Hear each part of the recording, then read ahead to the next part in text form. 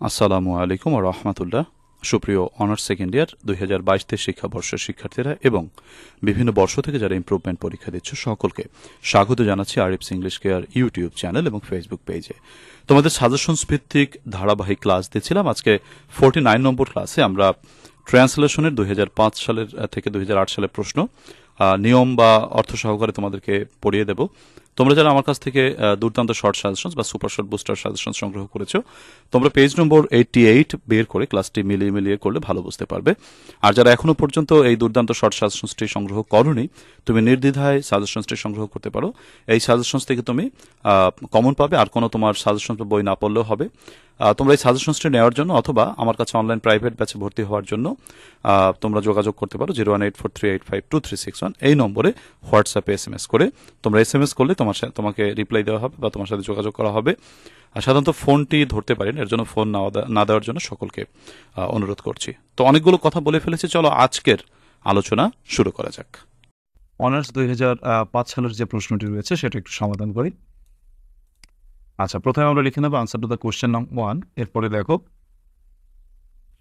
আচ্ছা তোমাদেরকে ট্রান্সলেশনের উপর আগেও দুটি ক্লাস দিয়েছিলাম, তো সেখানে আমি বলেছিলাম যে ট্রান্সলেশন আমাদের যেহেতু 90% বাক্য অ্যাসার্টিভ সেন্টেন্স থেকে দিয়ে থাকে, সেহেতু সবসময় প্রথমে বাক্যের সাবজেক্টটাকে খুঁজে বের করার চেষ্টা করবে। আমাদের সব থেকে প্রথম এবং প্রধান, আমি যদি এখানে একটু রাফ করি, আমাদের যে গঠন, আমাদের সবসময় গঠন থাকতে হবে। প্রথমে বসাতে হবে সাবজেক্টকে খুঁজে বের করবে, প্লাস তুমি ভার্ব, তারপর হচ্ছে অবজেক্ট অথবা এক্সটেনশন। মাঝখানে অ্যাডভার্ব বসতে পারে, তোমার সাবজেক্টের আগে বসতে পারে বা সাবজেক্টের পরে বসতে পারে, মানে যেগুলো থেকে অ্যাডভার্ব বসতে পারে, কিন্তু মূল জিনিসটা হচ্ছে subject plus verb plus object. এই তিনটা জিনিসকে খুঁজে বের করতে হবে, তাহলে এগুলো ট্রান্সলেট করলেই কিন্তু হয়ে যায়। তো আসলে আমরা প্রথমে সাবজেক্টটাকে ধরি। জেলেরা দিনে ও রাতে পরিশ্রম করে। জেলেরা হচ্ছে সাবজেক্ট আর ভার্ব হচ্ছে পরিশ্রম করে। এখন অ্যাডভার্ব চলে আসছে কখন পরিশ্রম করে, তো কখনই হচ্ছে দিনে ও রাতে। তাহলে আমরা আশা করি দেখি আমরা সাবজেক্টটাকে বসে জেলেরা। তো জেলেরা ইংরেজি লিখবা হচ্ছে জেলেরা মানে ফিশারম্যান।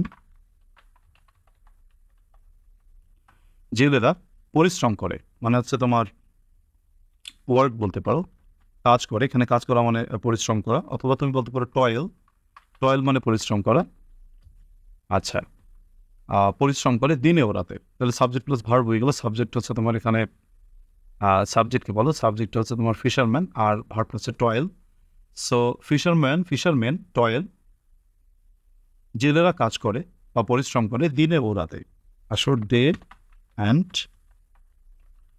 নাইট। অনেক জেলে রাতে মাছ ধরতে যায়। সাবজেক্ট আনো, অনেক জেলে তো অনেক জেলে মানে হচ্ছে মেনি ফিশারম্যান, অনেক জেলে মাছ ধরতে যায়। ভার্বটা হচ্ছে তোমার মাছ ধরতে যায়, তো ধরতে যায় হচ্ছে তোমার সাবজেক্ট। তাহলে আমরা ভার্ব, তো ধরতে যায় মানে হচ্ছে যায় মানে গো আউট। যদি কথাটি প্রকাশ পায় সবসময় টু দিয়ে ট্রান্সলেট করবে। যেমন আমি ভাত খাইতে চাই, আই ওয়ান্ট খাইতে মানে to eat, I want to eat. যেমন আমি যেতে চাই, আই ওয়ান্ট টু গো। আর তো ধরতে কথাটা থাকলে টু দিয়ে আনবে। তো মেনি ফিশারম্যান গো আউট, অনেক জেলেরাই যায় মানে বাইরে যায় ধরতে মানে টু ক্যাচ। কথাটা প্রকাশ পাইলে তুমি টু প্লাস ভার্ব দিয়ে করবে। তাহলে টু ক্যাচ ধরতে মাছ, তাহলে ফিশ। আচ্ছা, রাতে বলেছে, তো রাতে মানে অ্যাডভার্ব। কখন, কোথায়, কখন, কীভাবে, কেন, কেমন দিয়ে প্রশ্ন করলে অ্যাডভার্ব পাই, তো কখন, রাতে, তাহলে অ্যাট নাইট। এভাবে ভেঙে উত্তরগুলো করার চেষ্টা করবে, তাহলে তোমরা আশা করি সহজে পারবে এবং পরীক্ষা আমরা নম্বর পাবো ইনশাল্লাহ ফুল মার্ক। এর পরের প্রশ্নটি কি বলেছে আমরা একটু দেখবো। পরের প্রশ্নটিতে বলেছে সে রাতে ঝড়ও হতে পারে। এখানে সাবজেক্টটা হচ্ছে তোমার সে রাতে ঝড়ও হতে পারে। সাবজেক্টটা তুমি ধরতে পারো যে সে রাতে ঝড় হতে পারে, তো ঝড় হতে পারে সাবজেক্ট হচ্ছে ঝড়। তো ঝড় যদি আমি নেই যে স্টর্ম, ঝড় হতে পারে মানে মে, সম্ভাবনা অর্থে মে বসে। তো স্টর্ম মে অ্যারাইজ, সেটাতে হতে পারে বা অ্যারাইজ মানে জেগে উঠতে পারে। কে জেগে উঠতে পারে? ঝড়। তাহলে স্টর্ম মে অ্যারাইজ কি বলে তোমার অ্যাট দ্যাট নাইট। সে রাতে ঝড়ও উঠতে পারে। অন্ধকার ও ঠান্ডা রাতও হতে পারে। তাহলে সাবজেক্ট হচ্ছে রাত। আমরা যদি বলি যে the night maybe, the night maybe অন্ধকার ও ঠান্ডা, তাহলে dark and cold as well. As well কথাটা কেন বলবো আমরা?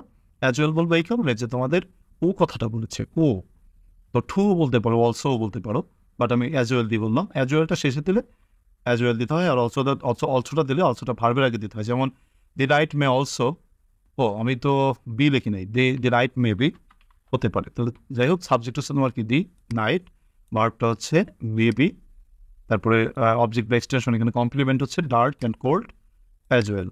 আচ্ছা, তারা যখন নদীতে যায়, তবে যখন তারা নদীতে যায় তাহলে when they go to the river, নদীতে যায়, তখন তাদের পরিবার উদ্বিগ্ন থাকে। তাদের পরিবার মানে দেয়ার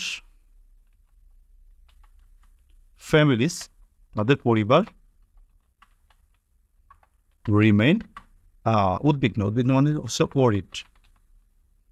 আশা করি তোমরা বুঝতে পেরেছ। এরপরে আমরা চলে যাব আমাদের দ্বিতীয় প্রশ্নটিতে। তারপরে কি বলছে? মাহবুব এখনো কষ্ট করে লেখাপড়া করছে। আমাদের সাবজেক্টকে খুঁজে বের করতে হবে। সাবজেক্ট হচ্ছে মাহবুব এখনো কষ্ট করে লেখাপড়া করছে। করছে মানে হচ্ছে প্রেজেন্ট কন্টিনিউয়াস টেন্স। তাহলে এখনো, তাহলে মাহবুব এখনো কষ্ট করে লেখাপড়া করছে। প্রেজেন্ট কন্টিনিউয়াস টেন্সে যাব। ইজ স্টিল কথাটা আসবে এখন ও, তাহলে ইজ স্টিল এখনো কষ্ট করে পড়াশোনা করছে। পড়াশোনা করার হচ্ছে স্টাডি, কষ্ট করে, তাহলে থ্রু হার্ডশিপ, কষ্টের মাধ্যমে গেল। আচ্ছা, এরপর বলছে গরিব হলেও সে লেখাপড়া ছেড়ে দেয়নি। গরিব হলেও, তো হলেও কথাটা থাকলে বুঝবে হচ্ছে হলেও মানে সত্ত্বেও। তো সত্ত্বেও মানে হচ্ছে ইনস্পাইটও বা ডেসপাইট দিয়ে করবে। তো ডেসপাইট বিং গরিব, তাহলে গরিব হলেও, তো হলেও এরকম হলে তোমরা ডেসপাইট দিয়ে করবে। যেমন আমি আমি জাতীয় বিশ্ববিদ্যালয়ের ছাত্র হলেও বিসিএস ক্যাডার হতে পারি। যেমন despite being a student of national university I can B A BCS cadre, এরকম করবা। যেমন আমি বাংলাদেশের মানুষ হওয়া সত্ত্বেও আমি অস্ট্রেলিয়ার খেলা সাপোর্ট করি। তাহলে despite being a Bangladeshi I support the cricket of Australia, এভাবে। তো ডেসপাইট বিং মানে হলেও, তো গরিব হলেও সে লেখাপড়া ছেড়ে দেয়নি। তা সে লেখাপড়া ছেড়ে দেয়নি, সাবজেক্ট হচ্ছে সে, মানে কি ছেড়ে দেয়নি। তাহলে তোমার হ্যাজ নট গিভেন আপ, মানে গিভ আপ মানে ছেড়ে দেওয়া, তাহলে প্রেজেন্ট পারফেক্ট টেন্স করলাম। হ্যাজ নট গিভেন আপ, ছেড়ে দেয়নি লেখাপড়া, তাহলে স্টাডি। যেহেতু তার লেখাপড়া, তাহলে তার লেখাপড়া হিজ স্টাডি। আচ্ছা, প্রতিদিন সে অনেক দূর থেকে কলেজে হেঁটে আসে। প্রতিদিন সে অনেক দূর থেকে কলেজে হেঁটে আসে, তাহলে আমরা আগে সাবজেক্ট দিব, তার আগে আমরা একটু অ্যাডভার্বটা নিয়ে নিই। এভরিডে, প্রতিদিন। সাবজেক্ট নেব কি? হেঁটে আসে। তাহলে তোমার আসে কথাটা আগে বলে নাও। কামস, আসে কোথায়? কলেজ, টু কলেজ, পায়ে হেঁটে। তাহলে আমরা বলতে পারি যে অন ফুট। আচ্ছা, এরপর বলেছে অনেক দূর থেকে, তাহলে ফ্রম এ লং ডিস্টেন্স, এটি অনেক দূর থেকে। সে হয় কষ্ট সহিষ্ণু, বিনয়ী ও পরিশ্রমী। তাহলে হি ইজ কষ্ট সহিষ্ণু মানে হচ্ছে তোমার বলা যেতে পারে পেইনস টেকিং বলা যেতে পারে। হি ইজ পেইনস টেকিং, সে হচ্ছে পেইনস টেকিং মানে কষ্ট সহিষ্ণু। আচ্ছা, তারপরে বিনয়ী মানে হচ্ছে তোমার মডেস্ট, অ্যান্ড পরিশ্রমী মানে হচ্ছে তোমার ইন্ডাস্ট্রিয়াস। আচ্ছা, তার আচরণে সবাই মুগ্ধ, সবাই মানে অল, আর মুগ্ধ মানে চার্মড। আচ্ছা, চার্মডের পর সবসময় অ্যাপ্রোপ্রিয়েট প্রিপোজিশন অ্যাড হয়। চার্মড হ্যাট তার আচরণ, তাহলে হিজ কন্ডাক্ট। আচ্ছা, আশা করি আপনার প্রশ্নটি বুঝতে পেরেছি। 2016 সালের যে আরেকটি প্রশ্ন পরীক্ষা হয়েছিল, সেই পরীক্ষাটা আমরা প্রশ্নটা সমাধান করবো। এর পরের পরীক্ষার প্রশ্নটি একটু বোধহয় একটু বড় দিয়েছিল, আমরা দেখি চেষ্টা করে পারি কিনা। আচ্ছা, দেখো কি বলেছে। প্রতিদিন আমরা সকালে দুটি ঘটনা দেখি। প্রতিদিন আমরা সকালে দুটি ঘটনা দেখি, তাহলে প্রতিদিন আমরা সকালে দুটি ঘটনা দেখি। এভরি মর্নিং, প্রতি সকালবেলা, একবারে করে দিলাম, প্রতিদিন সকালবেলা। প্রতি সকালে বললে হতো, কিন্তু প্রতিদিন সকালে বলছে, তারপর আপনার লিখবে এভরি মর্নিং, প্রতিদিন সকালবেলায় আমরা দুটি ঘটনা দেখি, তাহলে উই সি দুটি বিস্ময়কর ঘটনা, তাহলে একটু ওয়ান্ডারফুল ঘটনা মানে হচ্ছে তোমার ইনসিডেন্টস, দুটি বিস্ময়কর ঘটনা দেখি। একটি সূর্যোদয়, তাহলে ওয়ান ইজ একটি হলো দ্য সানরাইজ, একটি হলো সূর্যোদয়, এবং অন্যটি হলো সেদিনের সংবাদপত্র, অ্যান্ড দি আদার ইজ সেদিনের সংবাদপত্র, the other is the newspaper of সেদিন মানে of that day, সেদিনের সংবাদপত্র। আচ্ছা, অভ্যাসবশত মানে হ্যাবিচুয়ালি, অভ্যাসবশত আমরা আর বিস্ময়বোধ করি না, তাহলে আমরা আর, তাহলে উই ডু নট, যেহেতু করিটা বলেছে negative, we do not feel wonder, আমরা বিস্ময়বোধ করি না এরিবোর আর বেশি গেল। তারপর বলছে কিন্তু কোনোটাই সামান্য ঘটনা নয়, তাহলে কোনোটাই। আচ্ছা, তাহলে বাট কিন্তু কোনোটাই মানে নেদার, দুটি জিনিসের মধ্যে আমরা পার্থক্য করলে নাইদার অফ দ্য টু, দুটির কোনোটাই ইজ লিটল ইনসিডেন্ট বা ট্রিভিয়াল বলতে পারো, ট্রিভিয়াল মানে সামান্য, ট্রিভিয়াল ইনসিডেন্ট মানে কোনোটাই মারাত্মক মানে সামান্য ঘটনা নয়। সূর্যের আলোতে যেমন চারিদিক আলোকিত হয়, তেমনি সংবাদপত্র 24 ঘন্টায় পৃথিবীতে যা ঘটছে আমাদের জানিয়ে দেয়। অনেক বড় বাক্য, ভেঙে ভেঙে করি। সূর্যের আলোতে যেমন পৃথিবী আলোকিত হয়, তাহলে আগে আমরা প্রথমে বলবো যে সূর্যের আলোতে যেমনটি করে পৃথিবী আলোকিত হয়, যেমন যেমনটি করে সূর্যের আলো, কি বলছে, সূর্যের আলোতে যেমন চারিদিক আলোকিত হয়। আচ্ছা, আমরা উল্টো পথে করি যে সংবাদপত্র তেমনি, তাহলে আমাদের কথাটা না লাগতে পারে। তো সংবাদপত্র আগে আমরা সংবাদপত্র কথাটা যদি একটু বলে নেই কেমন হয়, দ্য নিউজ পেপার সংবাদপত্র জানিয়ে দেয়, তো জানানো ইনটু ইনফর্ম, সংবাদপত্র জানিয়ে দেয়, ইনফর্মস জানিয়ে দেয়, আস আমাদিগকে, অফ যাহা ঘটিতেছে, তাহলে হোয়াট এভার ঘটে ইংরেজি কি বলো? আচ্ছা, ঘটে না, এখানে বলছে ঘটেছে, তাহলে প্রেজেন্ট পারফেক্ট টেন্স হ্যাপেন, কি ঘটেছে। আচ্ছা, হ্যাপেন্ড ইন অ্যান্ড অ্যারাউন্ড, কেননা পৃথিবীতে চারিদিকে, তাহলে ইন অ্যান্ড অ্যারাউন্ড পৃথিবীর চারিদিকে। আচ্ছা, তাহলে পৃথিবীর চারিদিকে কি বলা যায়, যে পৃথিবীতে যা করছে। আচ্ছা, কি বলা যায়, আচ্ছা, ইন অ্যান্ড অ্যারাউন্ড পৃথিবীর চারিপাশে, দি ওয়ার্ল্ড পৃথিবীর চারিপাশে যেমনটি করে ঘটছে তেমনটি করে জানিয়ে দেয়, উইদিন 24 আওয়ার্স মানে 24 ঘন্টার মধ্যে জানিয়ে যেমনটি করে দেয়। আচ্ছা, যেমন ইন দ্য সেম ওয়ে, একইভাবে, ইন দ্য সেম, একটা পাংচুয়েশন মার্কস এখানে দেওয়া হচ্ছে, এখানে আমরা একটা কমা দিব। ইন দ্য সেম ওয়ে, একইভাবে। আচ্ছা, একইভাবে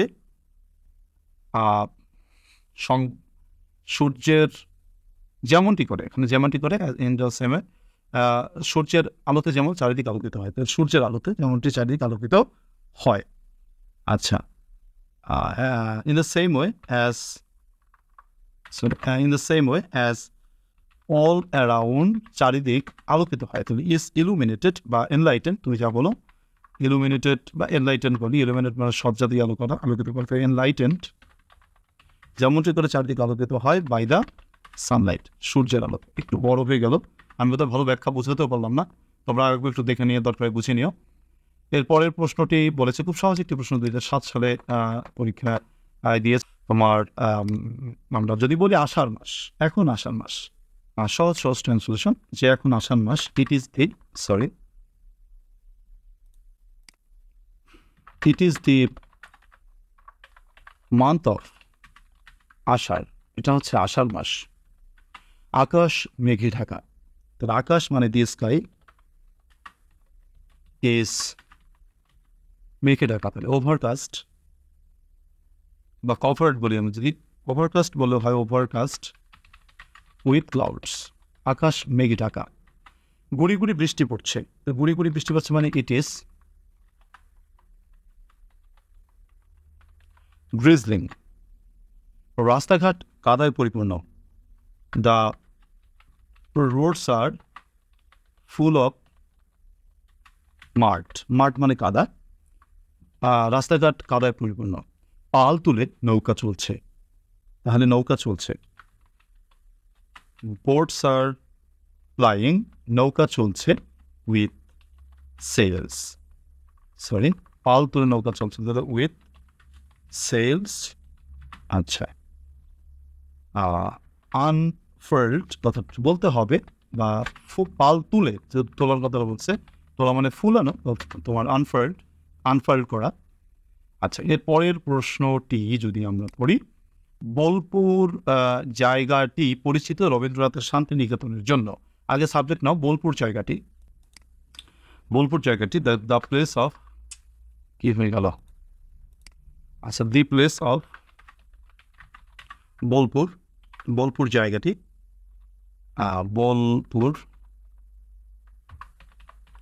বোলপুর জায়গাটি পরিচিত, তাহলে ইজ নোন, রবীন্দ্রনাথের শান্তিনিকেতনের জন্য, is known for Rabindranath Shantiniketan, নিকেতন। আচ্ছা, এ দিলেও হয়, সমস্যা নেই। বোলপুর স্টেশন থেকে রিক্সায় করে শান্তিনিকেতনে যাওয়া যায়, তাহলে যাওয়া যায়, কে যেতে পারে, যে কেউ যেতে পারে, বা ইউ ক্যানও বলতে পারো তুমি, বা ওয়ান ক্যান। আমরা সাধারণত মানে ইনডিফিনিট প্রোনাউন এই সকল ক্ষেত্রে যদি কাউকে নির্দিষ্ট করে না বোঝানো হয়, সেক্ষেত্রে আমরা ওয়ান দিয়ে করতে পারি। তাহলে ওয়ান ক্যান, যে কেউ যেতে পারে, তাহলে one can go to Shantiniketan, যে কেউ শান্তিনিকেতন যেতে পারে ফ্রম বোলপুর, বোলপুর থেকে, বোলপুর স্টেশন থেকে শান্তিনিকেতনে যেতে পারে একটি রিক্সায় করে, তাহলে বাই এ রিক্সা। রবীন্দ্রনাথের শান্তিনিকেতন, তাহলে আমরা একটা সাবজেক্ট দিব, এখানে সে রবীন্দ্রনাথ, ভার্ব নাই যদিও, শুধু রবীন্দ্রনাথ শান্তি নিকেতন। চারিদিক সবুজের সমারোহ, চারিদিক, তাহলে কি বলবো যে দ্য সারাউন্ডিং is full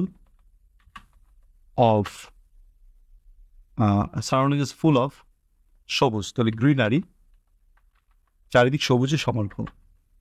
এত শান্ত আর নিরিবিলি পরিবেশ, শান্তিনিকেতন যেন সত্যি শান্তির জায়গা, এত নিরিবিলি পরিবেশ। এটা ট্রান্সলেশন করি যে এটা এতটাই তোমার কি বলা যায়, যে শান্তিনিকেতন এতটাই একটি কি বলে শান্তির পরিবেশ, তাহলে শান্তিনিকেতন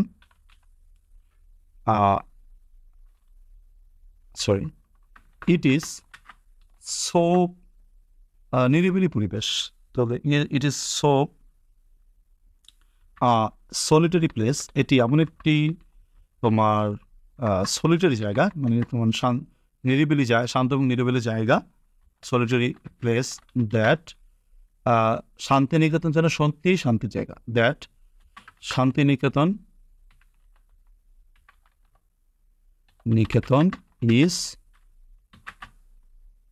শান্তিনিকেতন কি বলেছে, ইজ অ্যাজ কি বলা যায়, Shantiniketan is as if it war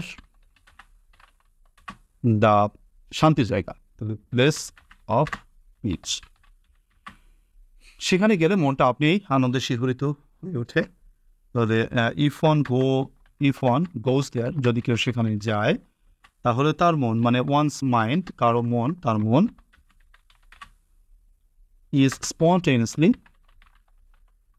আমাদের একটা কঠিন জিনিস পারলে আমাদের ঘুম আসে না আসলে, বা ভালো লাগে না, অলরেডি অনেকে বলছে দূর দরকার না, এগুলো পারবো না, সে চলে গেছে। আর যারা আছো তারা একটু জানাই দিও যে আমরা আর দেখতেছি, আর যদিও একটু কষ্ট হচ্ছে এই আর কি। তো এরপরে আসো 2008 সালের প্রশ্নটি, এটা আবার একটু সহজ প্রশ্ন দিয়েছিল, চেষ্টা করে দেখি পারি কিনা। প্রথমে বলেছে ঢাকা বাংলাদেশের রাজধানী শহর, এটা তো সহজ কথা, Dhaka is the capital city of, সকলের পাওয়ার কথা, এরকম সহজ প্রশ্ন, capital city of Bangladesh, Dhaka হচ্ছে বাংলাদেশের রাজধানী শহর।